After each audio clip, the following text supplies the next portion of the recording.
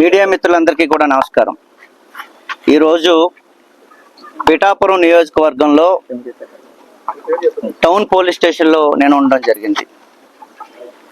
మొన్న 28వ తారీఖున జై భీమరావు భారత్ పార్టీ ఆధ్వర్యంలో జడా శ్రావణ్ కుమార్ అధ్యక్షతన ఏలూరులో దళిత క్రైస్తవ సమర సంఘారం అనే కార్యక్రమం, ఒక బహిరంగ కార్యక్రమం ఏర్పాటు చేయడం జరిగింది.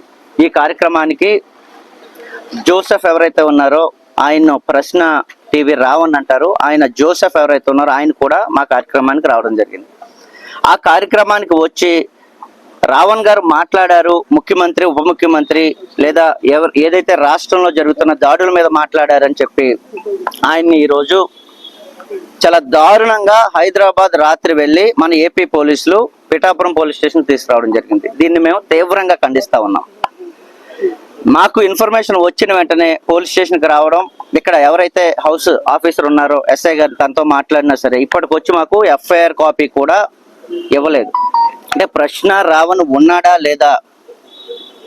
లేదా మరొక సాయి కృష్ణ కేసులాగా ఇది కూడా ఏదైనా చేయడానికి ప్రయత్నం చేస్తా ఉన్నారా అని మా పార్టీ అనుమానిస్తూ ఉంది. నేను ఇక్కడ పిఠాపురం నుండి ఎమ్మెల్యేగా పోటీ చేసిన వ్యక్తికే వీళ్ళొక ఇన్ఫర్మేషన్ ఇవ్వకుండా, ఒక ఎఫ్ఐఆర్ కాపీ కూడా ఇవ్వకుండా ఈ విధంగా చాలా లేట్ చేస్తూ ఉన్నారు. అంటే అసలు రావణ్ ఇక్కడ ఉన్నాడా? ఉంటే చూపించాలి. నేను ఒక అడ్వకేట్గా కూడా వచ్చాను ఇక్కడికి. అంటే అడ్వకేట్గా ఒకళ్ళతో తీసుకోవాలి, తన స్టేట్మెంట్ తీసుకోవాలి, ఏం జరిగింది, ఏ విధంగా సెక్షన్స్ వేశారు అనేది మేము కూడా చూడాలి. వీళ్ళ రిమాండ్కి ఇస్తా ఉన్నారా, లేకపోతే ఏవైనా కేసులు ఏం వేశారని తెలియకపోతే అసలు రావణ్ ఉన్నాడా లేదా ఏవైనా. ఎందుకంటే ఈ రాష్ట్రం ఏర్పడిన తర్వాత, ఈ ప్రభుత్వం వచ్చిన తర్వాత ఈ 2 సంవత్సరాల్లో అనేక దాడులు జరగడం జరిగింది. ఎస్సీలు, బీసీలు, మైనారిటీలు అందరి మీద కూడా తీవ్రంగా ఈ ప్రభుత్వం మండిపడతా ఉంది. దానిలో భాగంగానే మన సాయి కృష్ణ కేసులో ఏం జరిగిందో చూసాం. కొట్టి చంపేసి ఎక్కడో పడేసి ఆయన కాల్చి బూడిది కూడా లేకుండా చేశారు. మరి రావణ్ బ్రతికే ఉన్నాడా? మా పార్టీ డిమాండ్ చేస్తూ ఉంది. రావణ్ని నేను ఇప్పుడు వెంటనే చూసి తీరాలి. అదేవిధంగా పిఠాపురం ఎమ్మెల్యే, ఉప ముఖ్యమంత్రి మరి పవన్ కళ్యాణ్ మీద మాట్లాడితేనే మా మీద కేసులు వేస్తా ఉన్నారే. మరి పవన్ కళ్యాణ్ ప్రభుత్వం వచ్చిన తర్వాత, ప్రభుత్వంలో లేనప్పుడు కూడా ఎన్ని మాటలు మాట్లాడారు, ఎన్ని కేసులు వేశారు మేము కూడా చూస్తాం.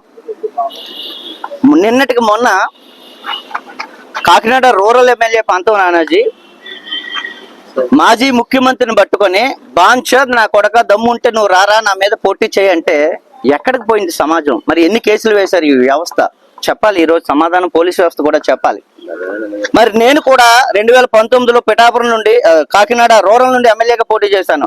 బాన్చంద్ నా కొడక నేను కూడా నీతో కలిసి పోటీ చేశాను రా అంటే అనొచ్చా? కామన్ సెన్స్ ఉండాలి కదా. మాట్లాడాము అంటే కామన్ సెన్స్ ఉండాలి కదా. ఎమ్మెల్యేగా ఉన్న వ్యక్తి ఒళ్ళు దగ్గర పెట్టుకొని మాట్లాడాలి. బయట వ్యక్తులు, ప్రతిపక్షంలో ఉన్న వాళ్ళు, మాలా పోటీ చేసిన వ్యక్తులు ఆవేశంలో మాట్లాడారు అంటే దాన్ని కూడా తీవ్రత మించి మాట్లాడితే తప్పనిసరిగా యాక్షన్ తీసుకోవచ్చు. మరి ప్రభుత్వంలో ఉన్న వాళ్ళు మాట్లాడితే వాళ్ళ మీద ఏం కేసులు పెడతా ఉంది ఈ ప్రభుత్వం? బాన్చంద్ నా కొడక అంటే ఒక ఎమ్మెల్యే, ఒక జనసేన ఎమ్మెల్యే ఏం చేసింది ఈ కూటమి ప్రభుత్వం? ఎఫ్ఐఆర్ వేశారా? కంప్లైంట్ ఇచ్చి మేము చాలా రోజులైంది. అసలు కంప్లైంట్ ఉందో పడేశారో కూడా తెలియదు. 2 రోజుల క్రితం ఒక సభను ఉద్దేశించి మాట్లాడితే రాత్రికి రాత్రి రావణ్ని ఎత్తుకుని వచ్చారు అంటే మరి ఏమైపోతుంది రాష్ట్ర ప్రభుత్వం? అంటే ప్రశ్నించడానికి ఇంకా ఎవరు రారనా ముందుకి?